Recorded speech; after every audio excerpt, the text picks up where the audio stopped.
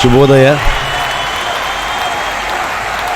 Thank you so much ಎಲ್ಲ ಅಬುಧಾಬಿಯ ಕನ್ನಡಿಗರಿಗೆ, ಭಾರತೀಯರಿಗೆ ಥ್ಯಾಂಕ್ ಯು.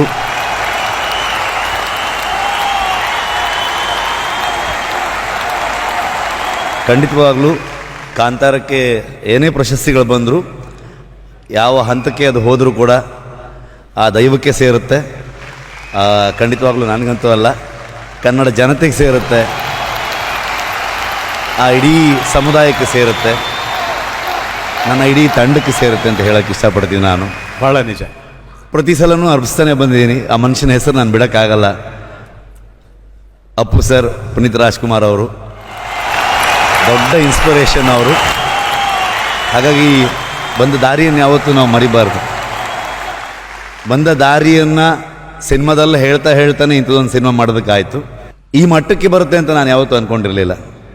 ನಾನೊಂದು ಕಾಲೇಜ್ ಮುಗಿದು ಒಂದು 21 ವರ್ಷ ಇದ್ದಾಗ ಫಿಲ್ಮ್ ಇಂಡಸ್ಟ್ರಿಗೆ ಬಂದೆ ನಾನು 2004ರಲ್ಲಿ. ಇನ್ನೊಂದು 2 ತಿಂಗಳಾದರೆ 20 ವರ್ಷ ಆಗುತ್ತೆ. ಸೊ ಬರಬೇಕಾದ್ರೆ ಹೀರೋ ಆಗ್ತೀನಿ ಹಾಗೆಲ್ಲ ಒಂದು ಸ್ವಲ್ಪ ಇತ್ತು. ಬೇರೆಯವ್ರ ಹತ್ರ ಹೇಳ್ತಿರಲಿಲ್ಲ, ನಾಚಿಕೆ ಆಗ್ತಿತ್ತು. ನೀನು ನೋಡಿದ್ರೆ ಏನೋ ಹೀರೋ ಆಗ್ತೀಯ ಅಂತ ಹೇಳ್ತಾರಂತೆ. ಬಟ್ 16 ವರ್ಷ ತೊಗೊಳ್ತು. ನಾನು 36 ಇದ್ದಾಗ ನನಗೆ ಲೀಡ್ ಆ್ಯಕ್ಟ್ರಾಗಿ ಆ್ಯಕ್ಟ್ ಮಾಡೋಂಥ ಅಪಾರ್ಚುನಿಟಿ ಸಿಕ್ತು ಬೆಲ್ ಬಾಟಮಲ್ಲಿ. ಸೊ ಪ್ಯಾರಲಲ್ಲಿ ಡೈರೆಕ್ಷನ್ ಮಾಡಿಕೊಂಡು ಆ್ಯಕ್ಟ್ ಮಾಡಿಕೊಂಡು ಬರ್ತಾನೆ ಇದ್ದೆ. ಕಾಂತಾರ ಅನ್ನೋದು ಯಾವತ್ತೂ ನನ್ನ ಲಿಸ್ಟಲ್ಲಿ ಇರಲೇ ಇಲ್ಲ. ಮೋಸ್ಟ್ಲಿ ಅದೆಲ್ಲೋ ಆ ದೈವ ಪ್ರೇರಣೆ ಅಥವಾ ಅದರ ಅನುಗ್ರಹ ಅಥವಾ ಅದೇನೋ ಆಗಬೇಕಾಗಿತ್ತು, ಹಾಗಾಗಿ ಆಯಿತು ಅಂತ ಅಂದ್ಕೊಳ್ತೀನಿ. ಅದರದ್ದು ಇವತ್ತು ಈ ಮಟ್ಟಕ್ಕೆ ಹೋಗುತ್ತೆ ಅಂತ ನಾನು ಕನಸು ಮನಸ್ಸಲ್ಲೂ ಎಣ್ಕೊಂಡಿರಲಿಲ್ಲ. ಸೊ ಹಾಗಾಗಿ ಯಾವತ್ತೂ ಆ ದೈವಕ್ಕೆ ನಾನು ಋಣಿಯಾಗಿದ್ದೀನಿ ಮತ್ತು ಜನತೆಗೆ ಋಣಿಯಾಗಿದ್ದೀನಿ. Thank you so much. ನಮ್ಮ ಟೀಮಿಂದ ಇವತ್ತು ಪ್ರಗತಿ ಒಬ್ಬರೇ ಇದ್ದಾಳೆ.